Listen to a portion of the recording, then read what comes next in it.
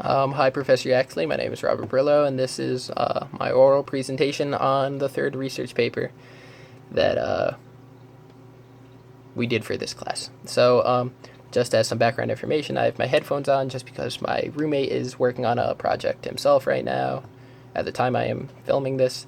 And so, just in case he yells or says anything online with his friends that he's working on it with, I have headphones on just so I don't get distracted. And I have my notes right here listed on Microsoft Word for me to just read off of just in case, or any quotes I have to state.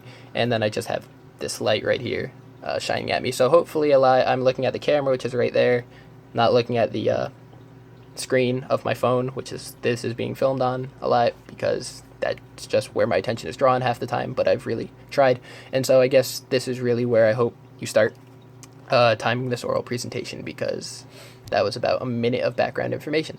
So the first question, I guess, to start off, what issue related to writing does your paper focus on, and what article did you read this semester that brought this issue to your attention? So my the specific issue that my paper brings up is informality in academic writing, and how it's becoming more and more frequent in academic writing, and why formality is becoming less frequent. And the article that piqued my interest in this subject was the first article we read in class, which was written by Ken Highland, and it was, "Is academic writing becoming more informal?" Really says it all. And so that's it. Explain your position on this issue and why you feel this way. My position on this specific issue isn't really whether informality and how it's becoming more frequent is right or wrong. It's more or less that I just have a specific opinion on informality itself and what it does for us. And so my position really I developed after reading this article, and the opinion is that now that informality is becoming more welcome within academic writing, it provides the choice or chance for readers to better understand the author, and then better understand their opinions, and that then better helps the readers form their own opinions. And obviously that's great for the academic community, and I just feel that is what informality in academic writing gives us. It just helps us better understand the author, and then better understand our opinions that might form after reading that author. Yep. And so provide some historical background information you unearthed in your research to educate an unfamiliar audience with this topic. I assume you're really the only audience, but if you post this to the class, I guess that's okay. So one interesting nugget that I have, it's not really a piece of information that I found, but it was more or less a post of someone's opinion on an academic, or not I don't know if it was an academic blog post, but it was a blog post, and the person who posted this after I was just scrolling down was just had a username, so I don't know his name or her name, and I guess that person remains anonymous. But the writer believes that, just so I quote them right, the writer believes that centuries ago, during the beginning of modern academia, formal writing as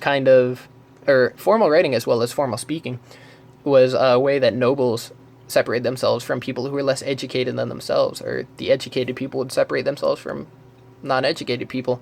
And back in the day, during the time of discovering modern academia, those people were white. And yeah, they were white. I was about to say most of them were white, but you learn in history that almost all of them were white and Caucasian, and everyone that wasn't educated really was everyone else, and obviously that sucks. But so just to go on, that person believes that academic writing as it is today, and how it's been continuing for the past hundreds of years, centuries, is a hidden form of racism, really.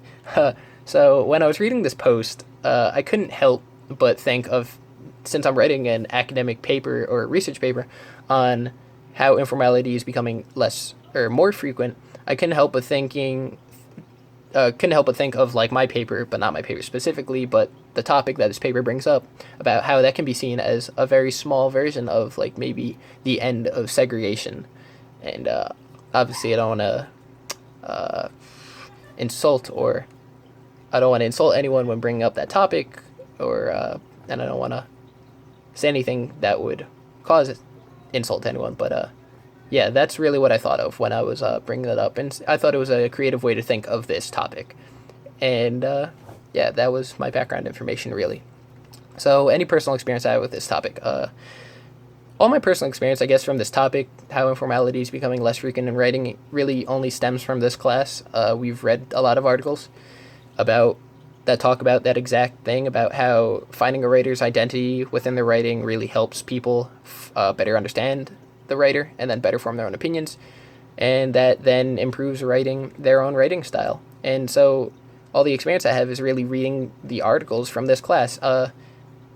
I guess any experience I do have, I'll touch on later on because it comes up with some of the other questions really asked. So, what research points, what research did you conduct that aligns with your experience and position? I interviewed two people. I read the article that piqued my interest I mentioned before by Ken Highland, and I found 5 other database articles. So 2 I'll talk about right now, honestly. One was an article written by Raz Ivanich, and how being able to correctly portray one's identity or personality is essential to getting a good response. And that was more or less the thesis of his article. And one quote I want to take out of that article and read right now is, one of the reasons people find writing difficult is that they do not feel comfortable with the person they are portraying in their writing. Academic writing, in particular, often imposes a conflict of identity for students in higher education because the self which is inscribed in academic discourse feels alien to them. So what I got out of this quote when reading it was just that when students come to college and they start having to write really formally and write in an academic style, it feels alien to them. And why is this? And my opinion of this is really that what a student does all throughout high school is completely different than what they do in college. In high school, really, it's all about, and it's not just some corny saying, but it's a high school student is really trying to find oneself, really trying to find what makes them an individual. And so when they're not allowed to really bring out this individual in their writing in college, and they're forced to write academically and formally, it really is it's a weird experience. It's a weird feeling to them, and I can definitely sympathize with this feeling, or empathize, whichever word is correct in this instance. But I really understand what that means and what that feels like, because I've definitely felt it, and that's a little bit, I guess, of my personal experience in the topic. So, in one other article I wrote, I found talks a lot about the struggles that people have when adopting English as a second language, or really anyone adopting a second language. And so why would I bring this up in a paper about academic writing? And I brought it up because it states in the article itself about how people feel that the second language is really alien to them because it's nothing like what they've been doing for all the previous years of their life. And I feel that a lot of the struggles they go through, that these people who adopt a second language, that what they go through is really like what college students go through when they're trying to learn academic writing in the style that they are kind of forced to write in when in college. Who did you interview, and what did they say? I interviewed 2 people. Brian, a student here at RIT who I know from my floor, who attends the liberal arts college here at RIT. So after giving him a portion of my rough draft that he asked for, after writing a bit of it, he honestly agreed with me. His specific quote was, "Academic writing should not be so black and white because so much more can be learned from reading a paper and in the end having questions swirl in your mind due to how the author gave his opinions, and having those questions help form your very own opinions on the subject matter." That's how he put it to me, and it honestly is an example of maybe like my thesis in this paper about how when you better understand the writer, it really better helps you form your own opinions. And so I had an opinion. I gave it to him after he asked for it, and he gave me his opinion, and obviously his opinion really reflects mine a lot. And I feel that in a way it's because Brian knows me a bit and I know Brian a bit, and so he understood what I was trying to get across to him, and it really helped him form an opinion right there, and he gave it to me. Another person I interviewed was Marianne Valley, a teacher, my junior year history teacher in high school. And so she has a very colorful way of describing anything I asked her to give me any quotes. And so I changed the quotes around a bit, still tried to keep the original tone that she gave them to me in, just because the language probably wasn't very suitable for these purposes. But So one quote she gave me when I asked her about her opinion on my opinion was really, academic writing is definitely too boring. That's not really how she put it, but too boring. If they don't spice it up, then who in the world would even want to become a fricking professor, scientist, or engineer? And obviously, she gave me this quote in very colorful writing, and that's just because it really describes who she is as a person. And since I'm not a student with her, a student of hers anymore, she is comfortable, really giving me her full blown opinion, no holds barred, and it really helped me understand what she wanted, what she meant. Or it's pretty clear what she meant because you can really you really get a sense for who she is when you read her quote. And again, I just think that further proves my point of really understanding the author's identity through informality is very helpful to a reader because it helps you form your own opinions and helps you better understand the author themselves. So who opposed your position? What did they say? No one opposed my position. I guess I randomly or subconsciously asked people whom I know would agree with me, but no one opposed my position. So, do you still take the same position now that you've concluded this research project? Yep, I definitely do. I started on one stance. I've ended on that stance. I just feel informality for academic writing is a good thing, and I think that the trend that academic writing is going at is definitely good for the future because it'll help people better understand or better grasp academic writing itself and therefore want to really pursue the fields of academia, such as how my teacher Marianne Valley put it, wanting to be a professor, a scientist, an engineer, that kind of stuff. So I am definitely taking the same stance I started with. So what predictions, proposal, area for further research would you recommend and why? Any conclusions you can draw?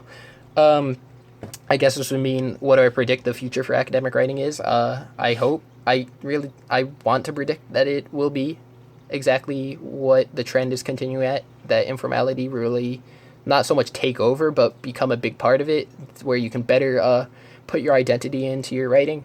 And so, therefore, readers can better understand your opinions and better understand the writer themselves, and then form their own opinions. So, I think that'll be great. I think that's my prediction. I think that would be great if that happens. Any proposals or area for further research that I would recommend? So throughout the year, we've gone over a lot of articles, and it talks about a lot of different teaching methods about using blog posts, wikis in writing, and having students really bounce off of ideas off of each other and collaborate with writing assignments. And writing informally on these blog posts and wikis is a lot of what we've done, or the class that I'm in right now with you, Professor Yaxley, this class. It's a lot of what we've done, and it's definitely helped me really understand or better grasp who I am as a writer. It's definitely helped me form my own opinions on certain subject matters, and I really think studying and finding different teaching methods like these would really help the fields of academia and help people want to pursue those fields. And any conclusions I can draw, I guess that means how do you think academic writing will end up? I guess it's the same as predictions. That's really it. I hope academic writing becomes more informal, to the point where you can really understand a writer by just reading his paper, reading his work, and then that therefore better helps you understand yourself, your opinions on the matter, and better helps you form your own opinions. So, yep, that is my oral presentation for the third research paper.